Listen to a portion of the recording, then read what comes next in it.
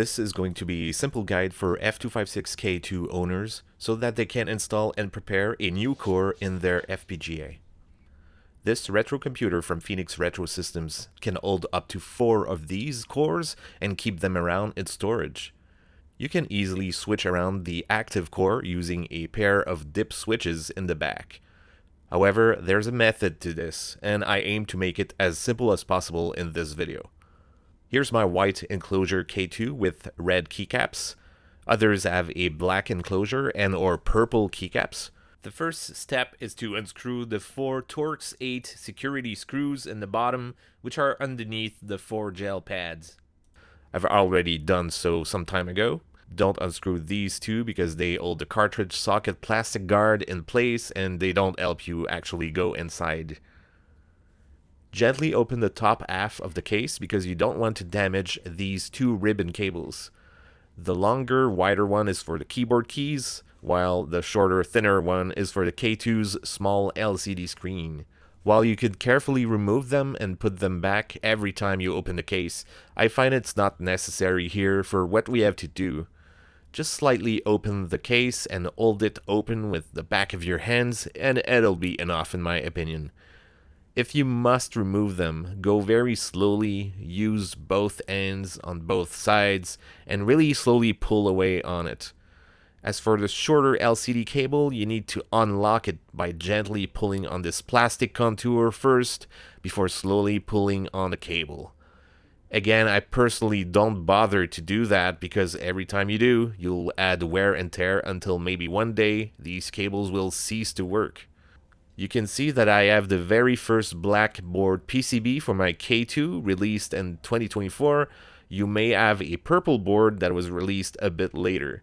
Keep in mind the color of the board, it will be relevant soon enough. The first step is to identify the internal micro SD card slot on the left near the coin battery holder. We'll have to unlock the card holder and install a new file inside it. There may be a way later down the road to send files to this card without having to open the whole enclosure, but the method is not ready yet, so we'll have to open the case every time to swap files inside of this when new cores are released or when they are updated. Gently press down on the lock latch and slide it to the left to unlock the card. You'll now realize that it's a card holder that can swing around a hinge on its left side. Open it and take the micro SD card out. Put it in your modern computer that has a way of reading micro SD cards. I use a USB reader from Ugreen, but you can have other ways of reading and writing to this thing.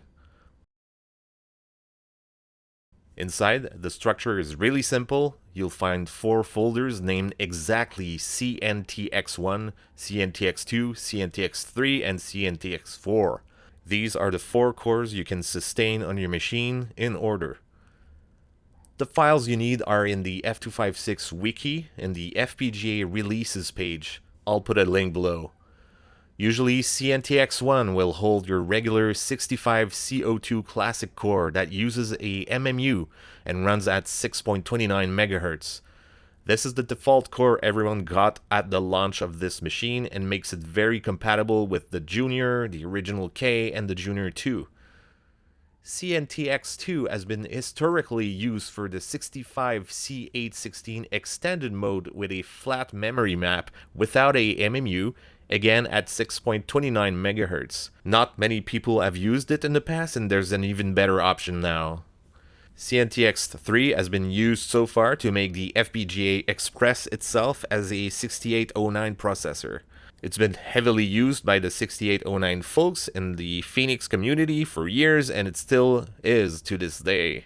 CNTX4 has been used for the new hotness where you get a 65C816 extended mode, but at double CPU clock speed.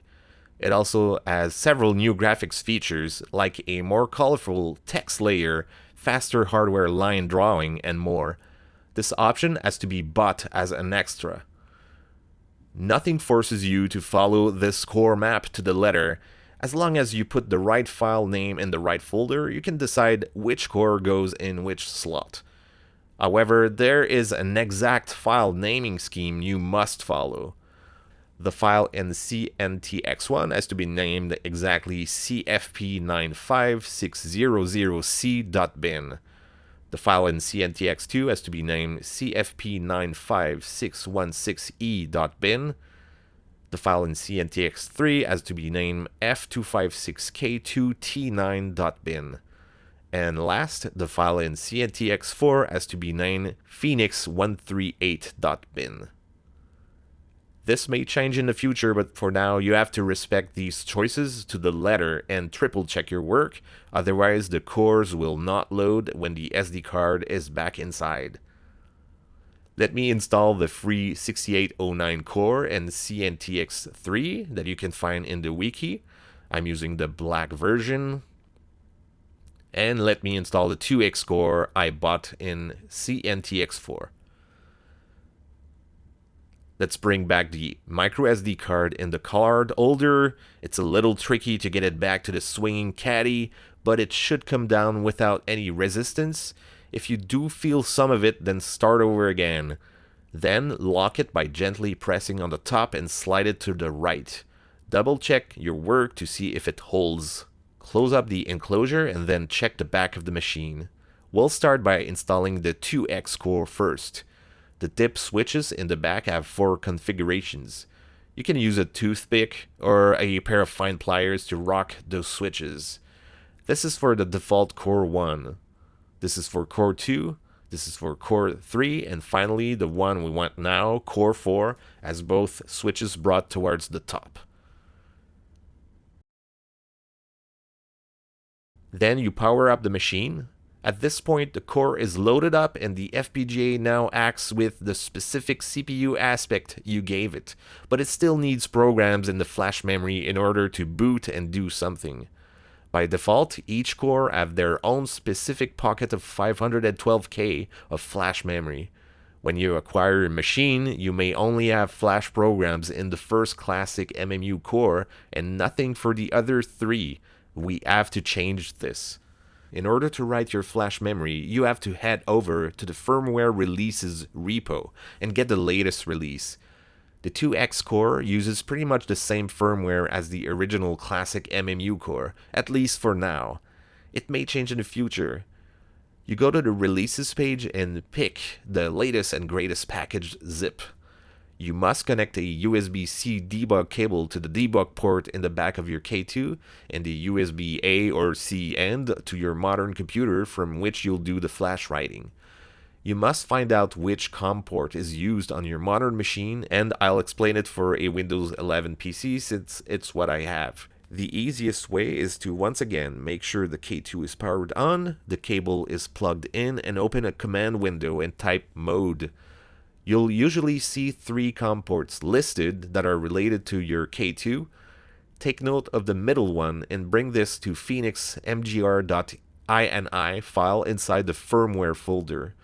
Open and edit the update.bat batch file and edit the COM port that's used there as well. Then run it in your command window. It should take a while to flash your content and it'll reboot your K2 when it's done. Hopefully you get a super basic screen indicating that the boot was successful. You're now free to use that core. Bonus round, let's also install the 6809 core. This will require an extra step compared to the 2X. A bit of a disclaimer, I'm not a 6809 specialist, and in fact I know very little about that architecture. However, I've been able to install that core and boot from it fairly easily with instructions within the first try. Power down your machine, go to the back dip switches and put it in core 3 config mode like so. Power it back on. Go to the Discord and find the latest firmware around by asking in the 6809 channels. Unfortunately, there's no central place on the web to find these files yet, since they're heavily being updated at a fast pace. It's best to ask people heavily involved with it. I'm using an August 26th firmware release that contains their F0 core set. Run update to flash this. Then get the booter set of bin files and run update to flash this as well, and make sure it uses the right CSV file, which is called bulk fir. Last, there's a suite of programs in a .dsk file that you are meant to use in a big SD card that contains Nitrous 9 and several bulk pieces of software. Use Balena Etcher on Windows in order to write this. Then reboot the whole K2 when everything is in place. You should see the Nitrous 9 screen. There you have it. I hope you have fun playing around with a new core. On the horizon, at the time of making this video, a 68K core should arrive on the F256K2 shores and offer even more compelling features and video modes. Take care, and I'll see you next time.